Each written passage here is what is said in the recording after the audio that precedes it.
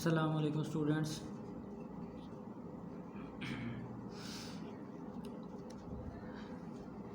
कम्बिनेटिव्स के इस कोर्स में आज का हमारा टॉपिक है दरअसल काउंटिंग टेक्निक्स में से सम रूल और प्रोडक्ट रूल।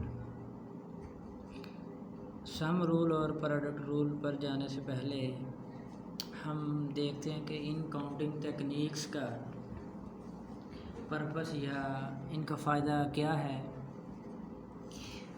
आप जानते हैं कि पासवर्ड्स हमारी अब डेली लाइफ में कितनी अहमियत इख्तियार कर गए हैं। टेक्नोलॉजी के एतबार से कंप्यूटर सिस्टम में या कंप्यूटर सिस्टम से रिलेटेड किसी भी काम में हम पासवर्ड को जब भी यूज़ करते हैं तो पासवर्ड हमारे पास या तो लेटर्स होते हैं या डिजिट्स होते हैं या फिर डिजिट्स और लेटर दोनों ही होते हैं। अब क्वेश्चन ये है कि हम फॉर एग्ज़ाम्पल पासवर्ड को स्ट्रॉन्ग बनाना चाहें तो then how many such passwords are there, कि हम ऐसा पासवर्ड बनाएं जिसमें डिजिट्स भी हों और लेटर्स भी। फॉर एग्ज़ाम्पल एक नाम है अली, ALI अली, और 3 लेटर हैं, ये 3 लेटर हैं। इसी तरह 3 डिजिट्स हैं, 1 2 3 कह लें। इन 3 डिजिट्स को यूज़ करते हुए और वर्ड ALI को यूज़ करते हुए हम कितने पासवर्ड जनरेट कर सकते हैं, यही हमने क्वेश्चन आज किया है कि how many such passwords are there. इस तरह के क्वेश्चन को सॉल्व करने के लिए हम काउंटिंग टेक्निक्स अप्लाई करते हैं। सिमिलरली अगर कोई इवेंट अकर होता है तो उसके सक्सेसफुल होने के लिए कितने चांसेस यानी प्रोबेबिलिटीज़ हैं, या अगर हम ये देखना चाहें कि किसी सक्सेसफुल आउटकम्स जो कि एक्सपेरिमेंट के बाद होता है उसको काउंट करें तो किस टेक्निक से करेंगे। That is to count the successful outcomes of the experiment. हमने कोई काम किया है, कोई एक्सपेरिमेंट परफॉर्म किया है, उसको सक्सेसफुल होने में कितनी प्रोबेबिलिटी है, यानी उसके सक्सेसफुल होने के लिए कितनी प्रोबेबिलिटी है, कितने चांसेस हैं, उन चांसेस या प्रोबेबिलिटीज़ को काउंट करने के लिए हम काउंटिंग टेक्निक से यूज़ करते हैं। इसी तरह अगर फॉर एग्जाम्पल कोई एल्गोरिदम है, वो एल्गोरिदम कितने ऑपरेशंस में कंप्लीट होगा, that is to count the number of operations used by an algorithm. कि हम ये देखें कि कोई एल्गोरिदम कितने ऑपरेशंस में मुकम्मल होता है ताकि हमें टाइम कम्प्लेक्सिटी का पता चल सके। इस तरह की और भी बहुत सी बातें हैं जो कि हम काउंटिंग टेक्निक्स में यूज़ करते हैं या काउंटिंग टेक्निक्स के ज़रिए से फाइंड आउट कर सकते हैं। अब इन्हीं काउंटिंग टेक्निक्स इन्हीं प्रॉब्लम को सॉल्व करने के लिए हमारे पास काउंटिंग की बुनियादी तौर पर 2 तकनीक्स हैं। वैसे तो सम और प्रोडक्ट रूल के अलावा हमारे पास सब्ट्रैक्शन रूल यानी प्रिंसिपल ऑफ एक्सक्लूजन इंक्लूजन भी है, इस तरह डिवीजन रूल भी है, फिर ब्रैकेट फंक्शन और सीलिंग फंक्शंस में भी इनके यूजेस हैं काउंटिंग टेक्निक्स से। इसके अलावा pigeonhole principle counting techniques में से है, और भी जनरलाइज पिजन होल प्रिंसिपल है। इसी तरह और भी बहुत सी हमारे पास काउंटिंग टेक्निक्स हैं। पहली काउंटिंग टेक्निक जिसे हम आज सीखेंगे वो है सम रूल और इसी तरह प्रोडक्ट रूल। इनमें डिफरेंस बुनियादी तौर पर इनकी डेफिनेशन से ही क्लियर होता है, इसलिए डेफिनेशन मैंने लिखी हुई है। If a task can be done either of the n1 ways, और यहाँ पर ये जो वर्ड है और मीन्स या, of n2 ways where none of the n1 ways is the same as of n2 ways, then the task will be done in n1 plus n2 ways। इसका मतलब ये है कि अगर हमारे पास कोई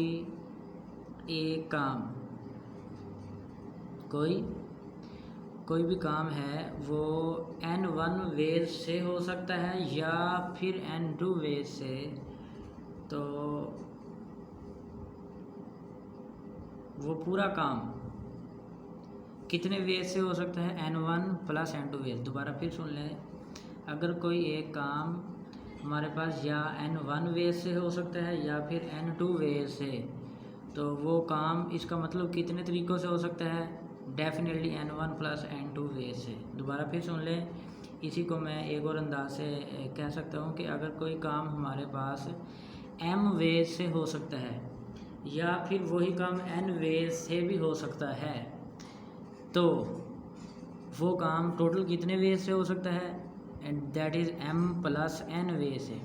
इसको मैं मज़ीद स्पेसिफाई करूँ, पार्टिकुलर करूँ, तो इस तरह कह सकता हूँ कि अगर एक काम 4 तरीक़ों से भी हो सकता है 4 वेज से, और इसी तरह वही काम इस तरह वही काम 5 तरीक़ों से भी हो सकता है, तो इसका मतलब वही काम टोटल कितने तरीक़ों से हो सकता है, 5 और 4 9, यानी वो 9 तरीक़ों से वही काम हो सकता है। इसलिए हमने ये बात लिखी है कि if a task can be done either of the n1 ways or of n2 ways.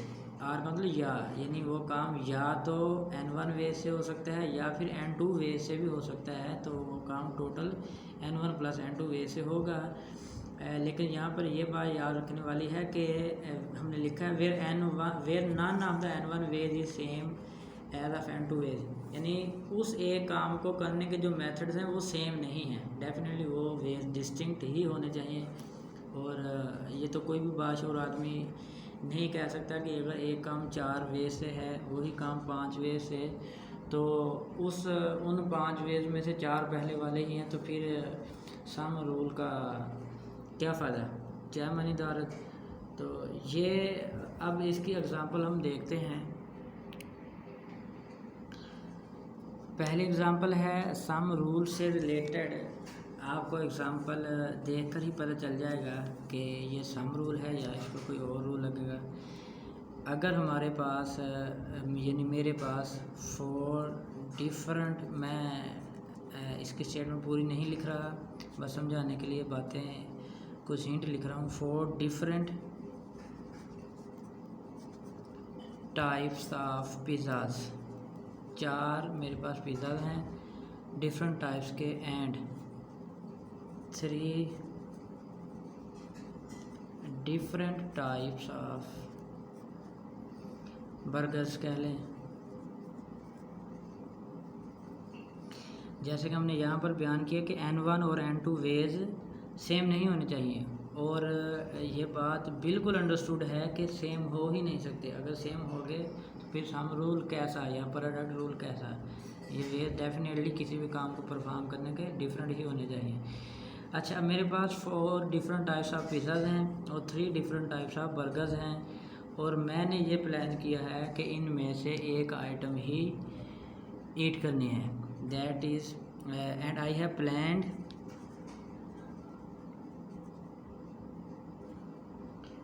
To eat 1 item only. तो अब ज़रा बताइए, यहाँ पर मैं सलूशन लिख दूँ। अब बताइए कि अगर मेरे पास 4 डिफरेंट टाइप्स ऑफ पिज़्ज़ाज़ हों, यानी 4 मुख्तलिफ़ अक़साम के पिज़्ज़ाज़ हों और 3 मुख्तलिफ़ अक़साम के बर्गर्स हों, और मैंने ये प्लान किया है कि उनमें से सिर्फ़ एक ही आइटम को मैंने खाना है, तो मेरे पास कितनी चॉइसेस हैं, यानी कितने मेरे पास चॉइसेस हैं कि मैं 4 डिफरेंट टाइप्स ऑफ पिज़्ज़ाज़ और 3 डिफरेंट टाइप्स ऑफ बर्गर्स में से सिर्फ एक आइटम खाऊं। तो it is very clear that कि I have 4 + 3 that is n1 + n2 ways are choices which are 7। मेरे पास अगर 4 डिफरेंट टाइप्स ऑफ पिज़्ज़ाज़ हैं और 3 डिफरेंट टाइप्स ऑफ बर्गर्स हैं, तो मैंने अगर फ़ैसला कर लिया कि एक ही आइटम मैं चूज़ करूँगा, तो इसका मतलब है कि मेरे पास 7 चॉइसेस हैं। उन 7 में से मैं कोई एक को, किसी एक को भी कबूल कर सकता हूँ। ये तो थी पहली एग्जांपल। नेक्स्ट एग्जांपल नंबर 2 बड़ी इंटरेस्टिंग है। In how many ways can you roll an even number on a 6-sided die.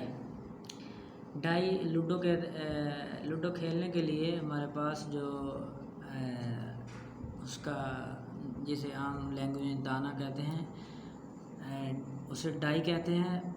उस डाई को जब हम रोल करेंगे तो इवन नंबर के आने के चांसेस कितने हैं, यानी इवन नंबर से मुराद चूँकि उस डाई की 6 साइड्स होती हैं। अब अगर 6 साइड्स हैं तो उन पर निशानात यानी जो बड़ी छोटे छोटे सर्कल लगे होते हैं वो भी एक साइड पे 1 लगा होता है, फिर दूसरी साइड पे 2 लगे होते हैं, तीसरी साइड पे 3, चौथी साइड पे 4 सर्कल बारीक बारीक धब्बे से लगे होते हैं, फिर 5वीं साइड पे 5 और छठी साइड पे 6। अब टोटल 6 साइड्स हैं तो इस तरह तरतीबवार उनमें 6 डार्ट्स लगे हुए हैं। किसी पे 6 हैं, किसी पे 5 हैं, किसी पे 4, किसी पे 2, किसी पे 1। इस तरह क्वेश्चन ये है कि उन में से इवन नंबर आने के चांसेस कितने हैं। उस डाई को जब रोल करेंगे यानी फेंकेंगे तो उसमें इवन डार्ट्स आने के कितने चांसेस हैं। अब पहले तुम्हें ये पता होना चाहिए कि उसमें इवन डार्ट्स हैं कौन कौन से, 2 वाले, 4 वाले, 6 वाले। तो इसका मतलब हमारे पास ये ही इवन नंबर्स हैं उस पर, तो टोटल 3 नंबर हैं। इसका मतलब है कि हमारे पास 3 चांसेस हैं या 3 वेज हैं कि उस डाई पर इवन नंबर्स अकर हो सकें। That is we have only 3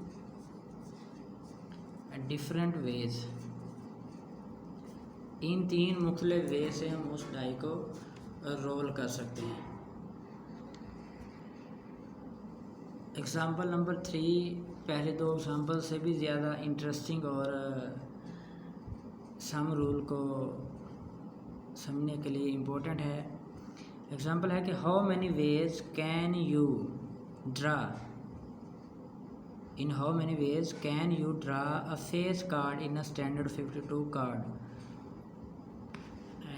52 cards का मतलब जिसे आम लैंग्वेज में हम ताश कहते हैं। इसमें 52 यानी 52 कार्ड्स होते हैं, 52 पत्ते होते हैं जिनके ज़रिए से खेल खेला जाता है। इन 52 पत्तों से कई किस्म के खेल खेले जाते हैं। स्टूडेंट्स मुझसे ज़्यादा जानते होंगे इन खेलों के बारे में। हमारा अब क्वेश्चन ये है कि इन 52 कार्ड्स में से कितने वेज हैं जिससे हम फेस कार्ड को ड्रा कर सकें। अब आपको पता है कि फेस कार्ड हमारे पास 3 यानी जैक, क्वीन और किंग ये होते हैं। इसे जे से शो कर लें, इसे क्यू से और इसे के से। और हर एक के लिए 4 पत्ते होते हैं, पत्ते मीन कार्ड होते हैं। तो इसका 3 तरह के हैं और हर एक के लिए 4 होते हैं। तो इसका मतलब है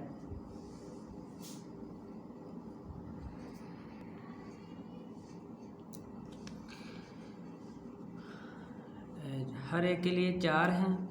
यहाँ पर मैं लिख दूँ, आपको ही पता है, for each 4 cards are available. तो टोटल हमारे पास कितने वेज होंगे। So there are 12 different ways. हमारे पास 12 डिफरेंट वेज हैं जिनसे हम 52 कार्ड में से फेस कार्ड को ड्रा कर सकते। There are 12 different ways to draw a face card. उस फेस कार्ड को फेंकने के लिए 12 मुख्तलिफ तरीके हैं विद स्टैंडर्ड 52 कार्ड डेक कह लें।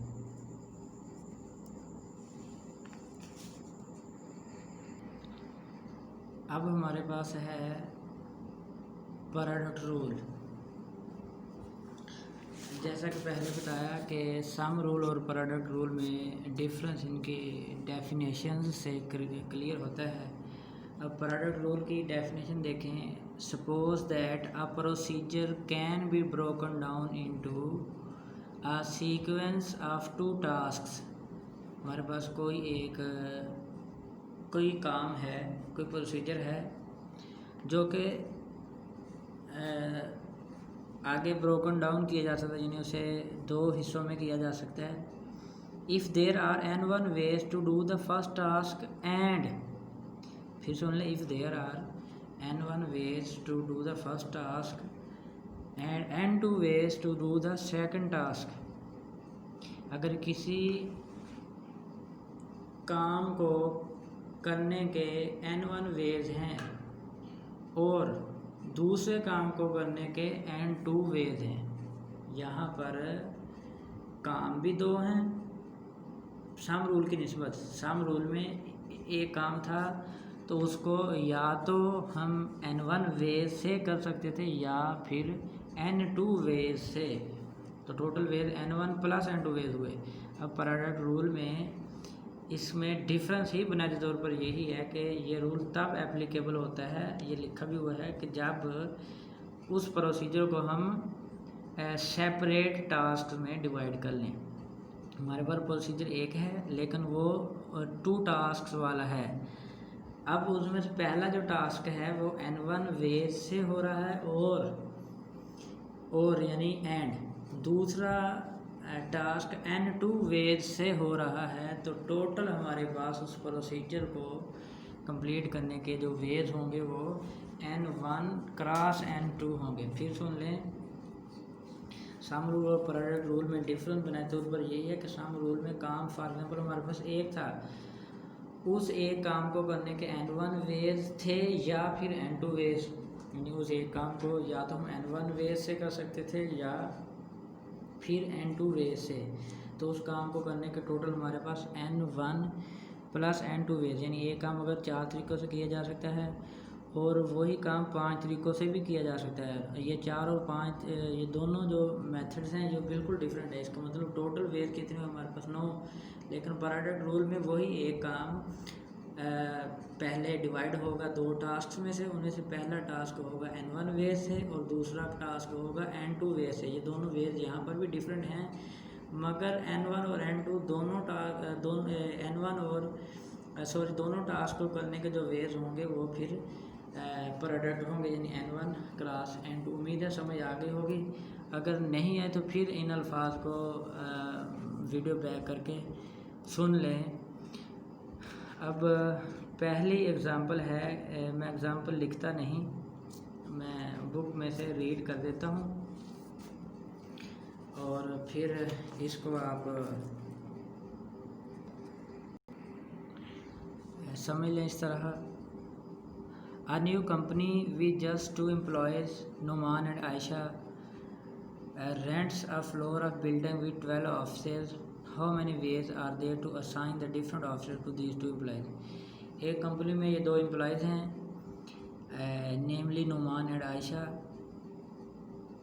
इनको ये 12 ऑफिस असाइन करने हैं। वो कहता है कि कितने वेज हैं, हाउ मैनी वेज, जिनसे ये 12 ऑफिस, ये 12 दफातर इन 2 लोगों को जो कि नुमान और आयशा हैं, ये सिर्फ 2 हैं, इन 2 को ये 12 दफातर किस तरह से असाइन किए जा सकते हैं। बड़ी सिंपल सी बात है कि नुमान को अगर हम सभी रूम्स असाइन कर दें, नुमान को अगर फॉर एग्ज़ाम्पल हम एक रूम नुमान को असाइन कर दें, या यूँ कह लें कि पहला जो एम्प्लॉय है उसको कितने रूम्स असाइन कर सकते हैं, 12। तो जो दूसरा एम्प्लॉय होगा फॉर एग्जाम्पल आयशा, उसको कितने रूम फिर असाइन किए जा सकेंगे। पहले को अगर सारे के सारे असाइन कर दिए जाएं तो यानी पहले को असाइन करने के वेज कितने हैं, 12। पहले को अगर 1 असाइन कर दें तो फिर पहले को दूसरा भी असाइन किया जा सकता है, तीसरा भी, इस तरह चौथा भी। यानी पहले को कितने वेज से असाइन किए जा सकते हैं 12, लेकिन दूसरे के लिए वेज कितने बचेंगे। फिर अगर पहले को नुमान को एक रूम असाइन कर दिया जाए तो फिर आयशा के लिए बाकी 12 में से 11 रह जाएंगे।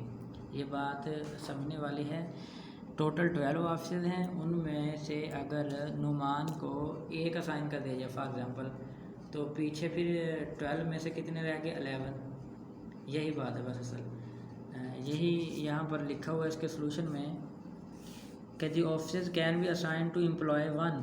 पहले एम्प्लॉय को जो कि नुमान है उसको कितने वेज से इन ऑफिस असाइन किए जा सकते, 12 वेज हैं, यानी 12 वेज है। चूँकि 12 ऑफिसर हैं तो पहले एम्प्लॉय को 12 वेज से असाइन किया जा सकता है। जब इसको 12 वेज से असाइन कर देंगे, यानी फॉर एग्जांपल इसको एक ऑफिसर दे दिया, तो पीछे बाकी दूसरे एम्प्लॉय के लिए कितने रह गए 11। तो ये चूँकि अब यहाँ देख लें 2 डिफरेंट टास्क हैं और दोनों ही अलग अलग हो रहे हैं। सो हम कहेंगे सेपरेटली हो रहे हैं, तो हम कहेंगे कि दोनों को 12 मल्टीप्लाई बाई 11 यानी प्रोडक्ट रूल लग गया। 132 वेज हैं, यानी 132 डिफरेंट वेज हैं जिनसे ये 12 ऑफिस इन्हें असाइन किए जा सकते हैं। अब देख लें, बिल्कुल हमारी रियल लाइफ का एक प्रॉब्लम है, इसे हमने काउंटिंग टेक्निक से यानी प्रोडक्ट रूल से कितनी आसानी के साथ कर लिया है। अब सेकंड एग्जांपल है, फॉर एग्जांपल हमारे पास कोई ऑडिटोरियम है, उसमें चेयर्स को लेबल करना है, यानी जहाँ पर आकर मुख्तलिफ लोग बैठेंगे उन चेयर्स को लेबल इस तरह करना है कि हम अल्फ़ाबेट भी लिखेंगे और 100 से नीचे नीचे 7 नंबर भी कोई लिखेंगे। फॉर एग्जांपल पहली चेयर है उसको नंबर देंगे A1, दूसरी चेयर है उसको नंबर देंगे A2। यहाँ पर A एक अल्फ़ाबेट भी है और 2 7 नंबर भी है। इस तरह अल्फ़ाबेट सभी हमारे पास होंगे और लेटर्स जो होंगे वो 100 तक होंगे, नॉट एक्सीडिंग देन 100 से ऊपर नहीं होंगे, 100 तक होंगे। ये स्टेटमेंट आप गौर से पढ़ लें, ये मैंने पहले पढ़ी हुई है इसलिए मैं इसको एक्सप्लेन कर रहा हूँ। दोबारा फिर सुन लें, हमारे पास एक ऑडिटोरियम है, उसमें आकर मुख्तलिफ लोग बैठेंगे, काफ़ी सारी सीट्स हैं, उन सीट्स को नंबर देने हैं। नंबर इस तरह देने हैं कि फॉर एग्ज़ाम्पल उस पर कोई एक मेंबर, फॉर एग्ज़ाम्पल अली है, वो आकर बैठेगा। अली को जो नंबर असाइन किया गया है वो है फॉर एग्ज़ाम्पल M4। M एक लेटर है और 4 एक हमारे पास इंटीजर है। ये हमने इसी तरह इन 26 लेटर से, अल्फ़ाबेट से और 100 नंबर या इंटीजर से टोटल कितनी चेयर्स को लेबल कर सकते हैं। बहुत ऑब्वियसली बात है कि अल्फ़ाबेट्स हमारे पास 20 हैं, ये एक टास्क हो गया, यानी इसको एक करने का एक वेज है, एक टास्क को करने के 26 वेज हैं। और दोबारा फिर सुन ले, एक टास्क क्या है अल्फ़ाबेट्स लेने हैं 26 और दूसरा टास्क क्या है कि हमने नंबर्स लेने हैं 100। अब पहला टास्क है उसको 26 वेज से किया जा सकता है और दूसरा, और यहाँ पर मैंने लफ्ज़ बोला एंड दूसरा टास्क है उसको 100 वेज से किया जा सकता है। तो टोटल इस प्रोसीजर को या इस टास्क को करने के कितने वेज हुए प्रोडक्ट रूल के अकॉर्डिंग, क्योंकि डिफरेंट हमारे पास वेज हैं, एक टास्क को करने के डिफरेंट वेज हैं और दूसरे को करने के बिल्कुल डिफरेंट वेज हैं और 2 टास्क भी अलग अलग हैं। तो प्रोडक्ट रूल के according first task product second task total हमारे पास 2600 वेज हैं, यानी 2600 वेज हैं जिनसे हम ऑडिटोरियम में चेयर्स को लेबल कर सकते हैं। इसी तरह एक और एग्ज़ाम्पल दे लें, ये थर्ड एग्ज़ाम्पल है, पहली 2 मैंने बुक से रीड करवा दी हैं, इसे मैं नाम दे देता हूँ 3 का। ये थर्ड एग्ज़ाम्पल है। तो एग्ज़ाम्पल ये है कि एक स्टूडेंट है, फॉर एग्जाम्पल अली कह लें, कि वो जाना चाह रहा है अपने घर से स्कूल की तरफ, उसका ये घर है यहाँ पर होम और यहाँ पर स्कूल है।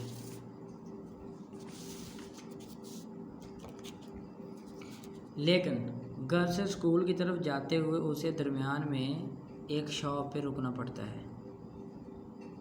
दोबारा फिर सुन ली, एक स्टूडेंट है फॉर एग्ज़ाम्पल अली, उसने घर से स्कूल जाना है, लेकिन घर से स्कूल की तरफ जाते हुए उसे एक शॉप पे भी रुकना पड़ता है। अब उसके पास घर से शॉप तक जाने के 3 वेज़ हैं, एक ये, दूसरा ये और तीसरा ये, यूँ कह लें। और फिर शॉप से स्कूल तक जाने के 2 वेज़ हैं। तो बताइए, क्वेश्चन ये है कि टोटल कितने वेज़ हैं जिनसे वो अपने घर से लेकर स्कूल तक जा सकता है। A student Ali wants to go from his home to school, but at the same time he has to stay at the shop, which is between the home and his school. तो बताइए कि कितने ways हैं जिनसे वो अपने घर से स्कूल की तरफ जा सकता है। देखें तो यहाँ पर एक टास्क हुआ, फिर घर से स्कूल की घर से शॉप की तरफ जाना। यहाँ पर मैं एस लिख दूँ, एस फॉर शॉप, ये होम, ये एस फॉर शॉप। हमारे पास 2 डिफरेंट टास्क हो गए। पहला टास्क है घर से शॉप की तरफ जाना, दूसरा टास्क हुआ शॉप से स्कूल की तरफ जाना। जो पहला टास्क है वो कितने वे से कंप्लीट हो सकता है? फर्स्ट टास्क ये 3 डिफरेंट वे से, यानी वो ए से बी, इस पार से भी जा सकता है, इस पार से भी घर से शॉप की तरफ जा सकता है, इस पार से भी घर से शॉप की तरफ जा सकता है, इस पार से भी। 3 वेज हैं फर्स्ट टास्क। और सेकंड टास्क कितने वे से किया जा सकता है? ये डिफरेंट टास्क है, क्योंकि पहला टास्क है घर से शॉप की तरफ जाना, दूसरा टास्क है शॉप से फिर स्कूल की तरफ जाना। तो सेकंड टास्क कितने वेज से किया जा सकता है? इसके लिए 2 वेज हैं, ये फोर्थ और फिफ्थ 2 वेज। टोटल कितने वेज हुए जिनसे ये एक टास्क यानी घर से स्कूल की तरफ वाला कंप्लीट किया जा सकता? तो by product rule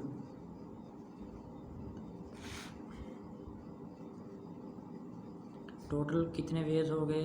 first task into second task, total 6 ways हैं जिन के थ्रू अली अपने घर से स्कूल की तरफ जा सकता है। ये तो हमने प्रोडक्ट रूल के अकॉर्डिंग कर दिया, वैसे भी इसको हम कॉमन सेंस से भी देख सकते हैं। मैं यहाँ कर देता हूँ। तो स्कूल जाने के लिए उसके टोटल 6 रास्ते होंगे। पहला, चूँकि उसे दुकान पे रुकना पड़ता है, पहला उसके लिए वे है ए टू बी एंड सी, यानी पहला वे यहाँ से, अब गौर कर लें, ये इधर और इधर, यानी 1 to 4 एक वे ही हो गया। दूसरा वे क्या हुआ कि यहाँ से आकर इधर, फिर इधर से इधर, यानी 1 to 5, 1 to 5। फिर ये 2 वे था। तीसरा वे क्या है? उसे दुकान पे तो रुकना ही है उसने, यानी शॉप पे। फिर दूसरा वे ये है, पहला यूज़ हो गया, दूसरा यहाँ से इधर और इधर से यहाँ, यानी सीधा 2 to 4, ये एक वे हो गया। फिर दूसरा वे अगर इसी बात को यूज़ करें, दुकान पे तो रुकने हैं, 2 to 5। फिर वे उसके लिए क्या होता है, हो सकता है थर्ड वे अगर यूज़ करें, यहाँ से शॉप और शॉप से फिर स्कूल, यानी 3 to 4। फिर आगे यहाँ घर से शॉप पर और शॉप फिर से स्कूल, इस पाथ से, यानी 3 to 5। यहाँ पर भी देख लें, 1 2 3 4 5 और 6, टोटल 6 वेज हैं जिनके थ्रू ये स्टूडेंट अली अपने घर से स्कूल की तरफ जा सकता है। लास्ट एग्ज़ाम्पल है प्रोडक्ट रूल से रिलेटेड, एग्ज़ाम्पल नंबर 4। हमारे पास 3 डिजिट्स हैं, 3 नंबर हैं, 1 2 3 फॉर एग्ज़ाम्पल। इनसे हमने जो डिजिट बनाना है उसमें 2 नंबर्स होने चाहिए, यानी टोटल हमारे पास 3 नंबर्स, 3 डिजिट्स हैं, लेकिन जो हमने डिजिट बनाना है वो 2 नंबर्स वाला हो। 2 नंबर से मुराद एक उसकी 10th प्लेस हो यहाँ पर, और दूसरा यूनिट प्लेस हो। फॉर एग्ज़ाम्पल कौन कौन से नंबर में 2 3 बनाया जा सकता है, यहाँ पर मैं लिख देता हूँ, 2 3 बनाया जा सकता है। और 3 2 बनाया जा सकता है। फिर इस तरह 1 2 है, 2 1 है, 1 3 है, 3 1 है। इस तरह ये नंबर्स बनाए जा सकते हैं। वो कहता है कि कितने वेज हैं या कितने नंबर्स हैं, कितने डिजिट्स हैं जो कितने नंबर हैं जो 2 डिजिट्स वाले इन 3 नंबर्स को यूज़ करते हुए बनाए जा सकते। लेकिन यहाँ पर शर्त यह है कि रिपीटेशन अलाउड नहीं है। Repetition is not allowed. इसका मतलब ये है कि हमने 1 1, ये भी इसमें भी 2 डिजिट्स हैं। यहाँ पर मैं लिख देता हूँ 1 1 भी ये 2 डिजिट्स नंबर है, 2 2 भी 2 डिजिट्स नंबर है, 3 3 भी, मगर रिपीटेशन अलाउड नहीं है। हमने इस तरह के नंबर नहीं बनाने। इस केस में हमने वो नंबर्स बनाने हैं जिनमें रिपीटेशन अलाउड ना हो, इस तरह के। तो कितने इस तरह के नंबर्स होंगे? फॉर एग्जाम्पल मैं 10th प्लेस पे अगर 3 लिखूँ तो यूनिट प्लेस पे अब कौन कौन से आ सकते हैं? यूनिट प्लेस पे या तो 1 आएगा, या फिर यूनिट प्लेस पे 2 आएगा, या फिर यूनिट प्लेस पे 3 अब नहीं आ सकता। क्यों? क्योंकि रिपीटेशन हो गई। अब इसी तरह अगर मैं 10th प्लेस पे 2 रखूं तो यूनिट प्लेस पे या तो 1 आ सकता है, तो या फिर यूनिट प्लेस पे 3 आ सकता है। सिमिलरली अगर मैं 10th प्लेस पे 1 रखूं तो यूनिट प्लेस पे या तो फिर 2 आएगा या फिर 3 आएगा। अब देख लें टोटल कितने वेज हुए। यहाँ पर भी हमें इस स्टेटमेंट पे गौर करने पर मालूम होगा कि 2 टास्क हैं। पहला टास्क 3 डिफरेंट वेज से कंप्लीट किया जा सकता है, यानी 3 नंबर्स आ सकते हैं। और दूसरा टास्क 2 डिफरेंट वेज से कंप्लीट किया जा सकता है। तो पैरेटो रूल के अकॉर्डिंग 6 डिफरेंट वेज हैं, 6 डिफरेंट नंबर्स हैं। वो नंबर्स कौन कौन से हैं? ये जो मैंने ऑलरेडी कॉमन सेंस से लिख दी है, ये बनाए जा सकते हैं। लेकिन अगर हम रिपीटेशन अलाउड कर दें, यानी इन 3 नंबर से 2 डिजिट्स वाले नंबर टोटल कितने बनाए जा सकते हैं? यानी all possible numbers that can be made from these 3 numbers. In 3 number से 2 डिजिट्स वाले कितने नंबर्स बनाए जा सकते हैं? रिपीटेशन भी अलाउड है। यहाँ पर मैं लिख दूँ, ये लास्ट एग्जांपल है, सो मैं इधर लिख देता हूँ। If repetition is allowed, repetition भी अलाउड है। तो 6 डिजिट्स तो ये है और ये 3 डिजिट्स ये, अगर रिपीटेशन भी अलाउड हो तो कितने टोटल हो गए? 6 और 3 9। वैसे ही पैरेटो रूल के अकॉर्डिंग पहला हमारे पास टास्क भी 3 डिफरेंट वे से हो सकता है, दूसरा टास्क भी 3 डिफरेंट वे से, यानी रिपीटेशन भी है। तो टोटल कितने हो गए? 9 डिफरेंट वेज हैं। ये था हमारा पैरेटो रूल। अगर इस लेक्चर में यानी सम रूल और पैरेटो रूल वाले में से किसी स्टूडेंट को भी कोई क्वेश्चन हो तो कमेंट सेक्शन में ज़रूर कमेंट करें, इंशाल्लाह जवाब दिया जाएगा।